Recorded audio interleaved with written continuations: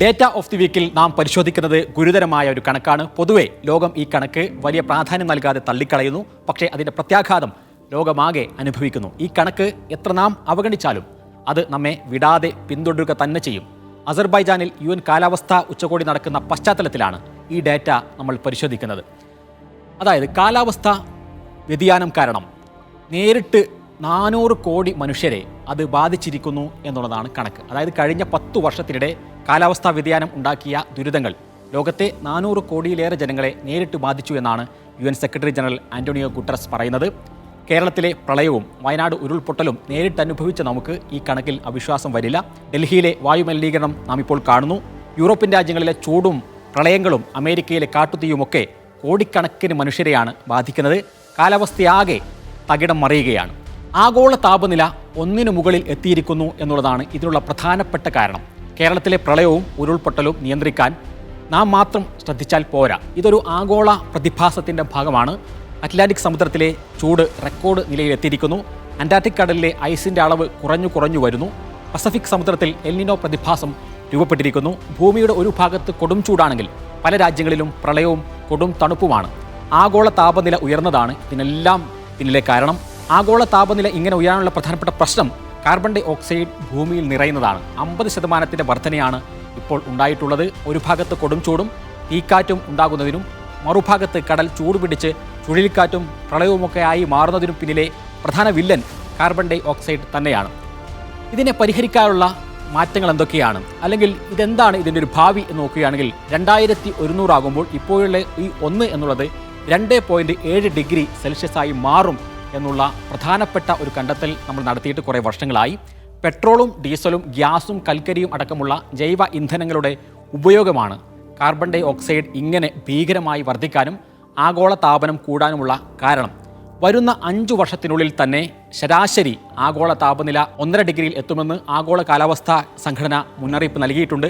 ഇത് 2100 എത്തുമ്പോൾ 2.7 ഡിഗ്രി സെൽഷ്യസിൽ എത്തുമെന്നും അങ്ങനെ ആകുമ്പോൾ ഭൂമിയിൽ നമ്മുടെ മനുഷ്യവാസം അസാധ്യമാകും എന്നുമാണ് കണക്കുകൂട്ടൽ. ഇതിനുള്ള ഒരു പരിഹാരമായിട്ടാണ് നമ്മൾ 2015 പാരീസ് ഉടമ്പടിയിലേക്ക് എത്തിയത്. 2015 പാരീസിൽ ചേർന്ന UN കാലാവസ്ഥാ ഉച്ചകോടി ഈ പ്രശ്നത്തിനൊരു പരിഹാരം നിർദ്ദേശിച്ചു. പാരീസ് ഉടമ്പടി പ്രകാരം 2050 ആഗോളതലത്തിൽ കാർബൺ ന്യൂട്രൽ സ്ഥിതി ലക്ഷ്യമിട്ടുകൊണ്ട് കാർബണിൻ്റെ ബഹിർഗമനം ഇല്ലാതെയാക്കാൻ ശ്രദ്ധിക്കുക, അല്ലെങ്കിൽ ഇനി കാർബൺ പുറന്തള്ളുകയാണെങ്കിൽ അതിനനുസരിച്ച് അത് നീക്കം ചെയ്യാനുള്ള നടപടികൾ ഈ രാജ്യങ്ങൾ മുൻകൈയെടുക്കണം എന്നുള്ളതായിരുന്നു ആ ഉടമ്പടി. പക്ഷേ പിന്നീട് സംഭവിച്ചത് എന്താണ് എന്ന് നോക്കാം നമുക്ക്.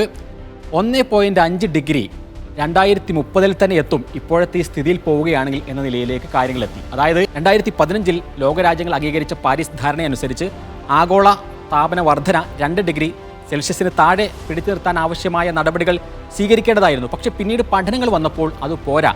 2030 ആകുമ്പോൾ തന്നെ ആഗോള താപനം 1.5 ഡിഗ്രി എന്ന സ്ഥിതിയിലെത്തും. അത് അവിടെ പിടിച്ചു നിർത്താൻ കഴിയില്ലെങ്കിൽ പിന്നെ ഭൂമി തന്നെ ഉണ്ടാകില്ല എന്ന സ്ഥിതിയിലേക്ക് കാര്യങ്ങളെത്തി. പക്ഷേ ഈ ഒരു പ്രശ്നം പരിഹരിക്കാൻ ലോകരാജ്യങ്ങൾക്ക്, പ്രത്യേകിച്ചും ദരിദ്ര രാജ്യങ്ങൾക്ക് $2 ലക്ഷം കോടി സഹായം ആവശ്യമുണ്ട്.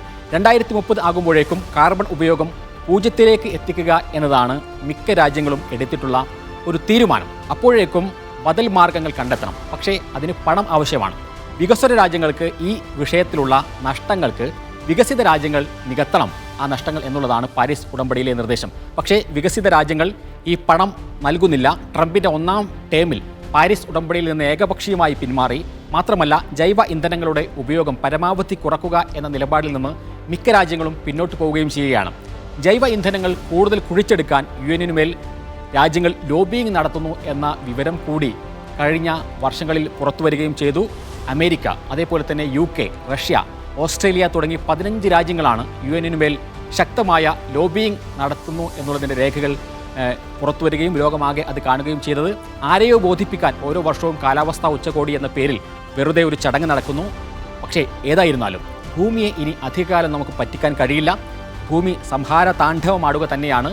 മനുഷ്യന് വാസയോഗ്യമല്ലാത്ത വിധം ഭൂമി മാറും. അപ്പോഴേക്കും നടപടികൾ എടുക്കേണ്ട സമയം അതിക്രമിച്ചിട്ടുണ്ടാകും. ഏതായിരുന്നാലും ഇതോടെ ഈ ആഴ്ചയിലെ ലോകവിശേഷങ്ങൾ ഇവിടെ അവസാനിക്കുകയാണ്.